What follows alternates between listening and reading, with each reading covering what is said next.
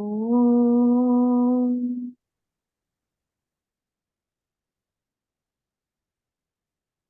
ॐ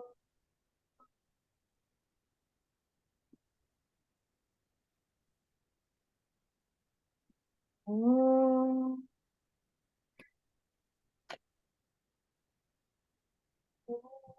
श्री परमात्मने नमः।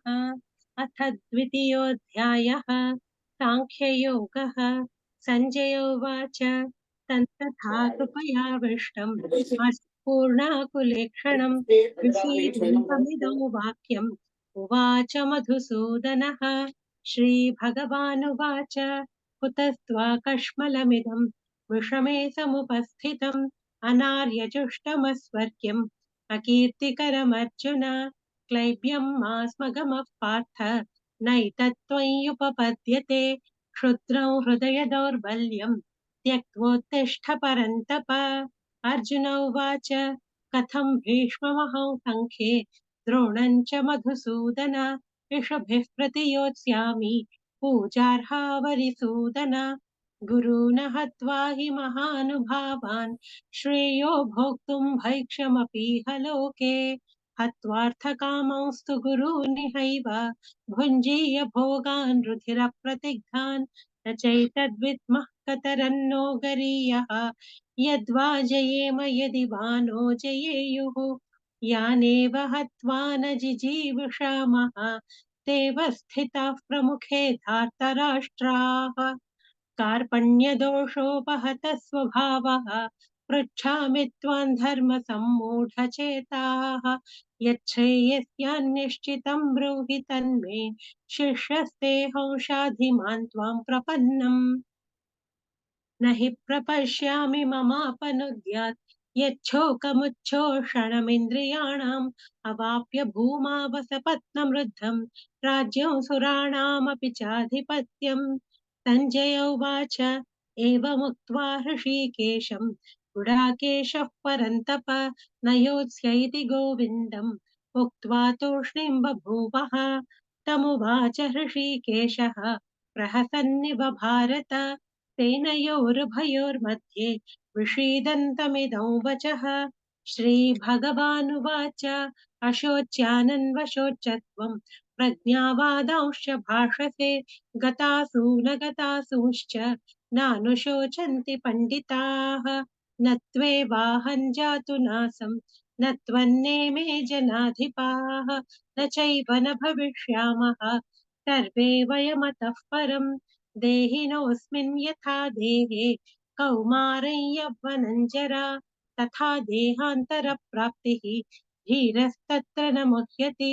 मात्रा स्पर्शास्तु कौन्तेय शीतोष्णसुखदुःखदाः आगमापायिनो नित्याः संस्थितिक्षस्व भारत।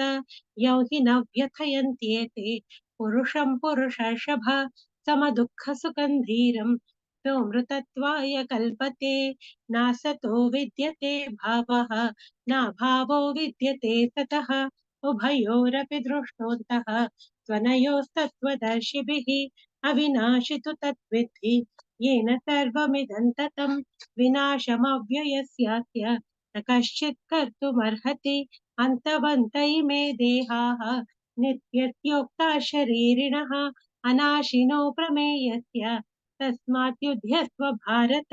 य एनं वेत्ति हन्तारं यश्चैनं मन्यते हतम् उभौ तौ न विजानीतः नायं हन्ति न हन्यते। न जायते म्रियते वा कदाचित् नायं भूत्वा भविता वा न भूयः। अजो नित्यः शाश्वतोऽयं पुराणः न हन्यते हन्यमाने शरीरे। वेदा विनाशिनं नित्यं य एनमजमव्ययम् कथं स पुरुषः पार्थ कङ्घातयति हन्तिकम्। वासांसि जीर्णानि यथा विहाय नवानि गृह्णाति नरोपराणि तथा शरीराणि विहाय जीर्णानि अन्यानि संयाति नवानि देहि। नैनं छिन्दन्ति शस्त्राणि नैनं दहति पावकः न चैनं क्लेदयन्त्यापः न शोषयति मारुतः। अच्छेद्योऽयमदाह्योऽयम् अक्लेद्यो शोष एव च नित्यः सर्वगतस्थाणुः अचलोऽयं सनातनः अव्यक्तोऽयमचिन्त्योऽयम् अविकार्योऽयमुच्यते तस्माद् देवं विदित्वैनं नानुशोचितुमर्हसि अथ चैनन्नित्यजातं नित्यं वा मन्यसे मृतं तथापि त्वं महाबाहो नैवं शोचितुमर्हसि जातस्य हि ध्रुवो मृत्युः ध्रुवं जन्म मृतस्य च तस्मादपरिहार्येऽर्थे न त्वं शोचितुं तस्मादपरिहार्येऽर्थे न त्वं शोचितुमर्हसि अव्यक्तादीनि भूतानि व्यक्तमध्यानि भारत अव्यक्तनिधनान्येव तत्र का परिदेवना आश्चर्यवत् पश्यति कश्चिदेनम् आश्चर्यवत् वदति तथैव चान्यः आश्चर्यवच्चैनमन्यः शृणोति श्रुत्वाप्येनो वेद न चैव कश्चित् देही नित्यमवध्योऽयम् देहे सर्वस्य भारत तस्मात् सर्वाणि भूतानि न त्वं शोचितुमर्हसि स्वधर्ममपि चावेक्ष न विकम्पितुमर्हसि धर्म्याब्धियुद्धात् श्रेयोऽन्यत् क्षत्रियस्य न विद्यते यदृच्छया चोपपन्नं स्वर्गद्वारमपावृतं सुखिनः क्षत्रियाः पार्थ लभन्ते युद्धमीदृशम् अथ चेत्त्वमिमं धर्म्यं सङ्ग्रामं न करिष्यसि ततः स्वधर्मं कीर्तिं च हित्वा पापमवाप्स्यसि अकीर्तिं चापि भूतानि कथयिष्यन्ति ते व्ययाम् सम्भावितस्य च कीर्तिः मरणादतिरिच्यते भयाद्रणादु परतं मंस्यन्ते त्वं महारथाः येषां च त्वं बहुमतः भूत्वा यास्यसि लाघवम् अवाच्य वादांश्च बहून् वदिष्यन्ति तवाहिताः निन्दन्तस्तव सामर्थ्यं ततो दुःखतरन्नु किम् हतो वा प्राप्स्यसि स्वर्गम् जित्वा वा भोक्ष्यसे महीम् तस्मात् उत्तिष्ठ कौन्तेय युद्धाय कृतनिश्चयः सुखदुःखे समे कृत्वा लाभालाभौ जयाजयौ ततो युद्धाय युज्यस्व नैवं पापमवाप्स्यसि एषा ते विहिता साङ्ख्ये बुद्धिर्योगे त्विमां शृणु बुद्ध्या युक्तो यया पार्थ कर्मबन्धं प्रहास्यसि नेहाभिक्रमनाशोऽस्ति प्रत्यवायो न विद्यते स्वल्पमप्यस्य धर्मस्य त्रायते महतो भयात् व्यवसायात्मिका बुद्धिः एकेह कुरु नन्दन बहुशाखा ह्यनन्ताश्च बुद्धयो व्यवसायिनाम् यामिमां पुष्पितां वाचं प्रवदन्त्य विपश्चितः वेदवादरताः पार्थ नान्यदस्तीति वादिनः कामात्मानः स्वर्गपराः जन्म कर्म फलप्रदां क्रियाविशेषबहुलां भोगैश्वर्यगतिं प्रति भोगैश्वर्यप्रसक्तानां तयापहृतचेतसां व्यवसायात्मिका बुद्धिः समाधौ न विधीयते त्रैगुण्यविषया वेदाः निस्त्रैगुण्यो भवार्जुन निर्द्वन्द्वो नित्यसत्त्वस्थः निर्योगक्षेम आत्मवान् यावानर्थ उदपाने सर्वतः सम्प्लुतोदके तावान् सर्वेषु वेदेषु ब्राह्मणस्य विजानतः कर्मण्येवाधिकारस्ते मा फलेषु कदाचन मा कर्मफलहेतुर्भूः मा ते सङ्गोऽस्त्वकर्मणि योगस्थः कुरु कर्माणि सङ्गं त्यक्त्वा धनञ्जय सिद्ध्यसिद्ध्योस्तमो भूत्वा समत्वं योग उच्यते दूरेण ह्यवरं कर्म बुद्धियोगात् धनञ्जय बुद्धौ शरणमन्विच्छ कृपणाः फलहेतवः बुद्धियुक्तो जहातीह उभे सुकृतदुष्कृते तस्मात् योगाय युज्यस्व योगः कर्मसु कौशलम् कर्मजं बुद्धियुक्ता हि फलं त्यक्त्वा मनीषिणः जन्मबन्धविनिर्मुक्ताः पदं गच्छन्त्यनामयम् यदा ते मोहकलिलं बुद्धिर्व्यतितरिष्यति तदा गन्तासि निर्वेदं श्रोतव्यस्य श्रुतस्य च श्रुतिविप्रतिपन्ना ते यदा स्थास्यति निश्चला समाधावचला बुद्धिः तदा योगमवाप्स्यसि अर्जुन उवाच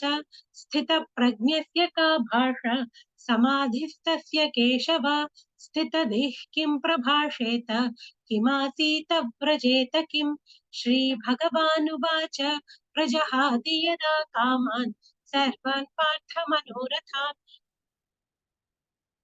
प्रजहाति यदा कामान् सर्वान् पार्थमनोगतान् आत्मन्येवात्मना तुष्टः स्थितप्रज्ञस्तदोच्यते दुःखेष्वनुद्विग्नमनाः सुखेषु विगतस्पृहः वीतरागभयक्रोधः स्थितधीर्मुनिरुच्यते यः सर्वत्रानभिस्नेहः तत्तत्प्राप्यशुभाशुभम् नाभिनन्दति न द्वेष्टि तस्य प्रज्ञा प्रतिष्ठिता यदा संहरते चायं कूर्मोऽङ्गानीव सर्वशः इन्द्रियाणीन्द्रियार्थेभ्यः तस्य प्रज्ञा प्रतिष्ठिता विषया विनिवर्तन्ते निराहारस्य देहिनः रसवर्ज्यं रसोऽप्यस्य परं दृष्ट्वा निवर्तते यततो ह्यपि कौन्तेय पुरुषस्य विपश्चितः इन्द्रियाणि प्रमाथीनि हरन्ति प्रसभं मनः तानि सर्वाणि संयम्य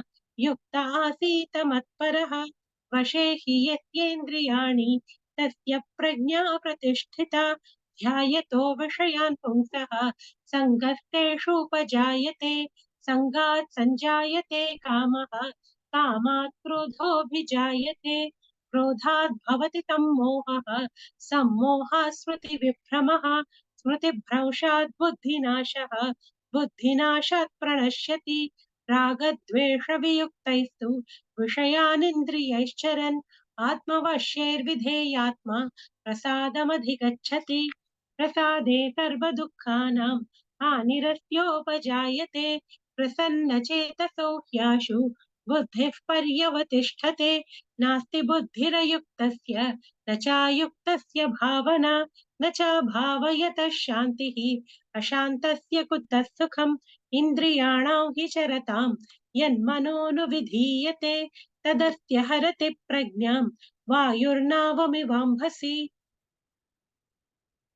तस्माद्यस्य महाबाहो निगृहीतानि सर्वशः इन्द्रियाणीन्द्रियार्थेभ्यः तस्य प्रज्ञा प्रतिष्ठिता या निशा सर्वभूतानां तस्यां जागर्ति संयमी यस्यां जागृति भूतानि सा निशा पश्यतो मुनेः आपूर्यमाणमचलप्रतिष्ठं समुद्रमापः प्रविशन्ति यद्वत् तद्वत् कामायं प्रविशन्ति सर्वे स शान्तिमाप्नोति न कामकामी विहाय कामान्यः सर्वान् पुमांश्चरति निःस्पृहः निर्ममो निरहङ्कारः स शान्तिमधिगच्छति एषा ब्राह्मी स्थितिः पार्थ नैनां प्राप्य विमुह्यति स्थित्वा स्यामन्तकालेऽपि ब्रह्मनिर्वाणमृच्छति ॐ तत्सत् इति श्रीमद्भगवद्गीतासु उपनिषत्सु ब्रह्मविद्यायां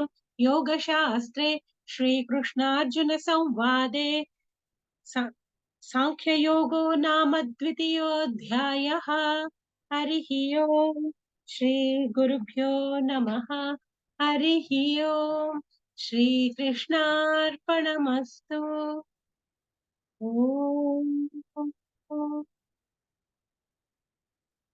ॐ ॐ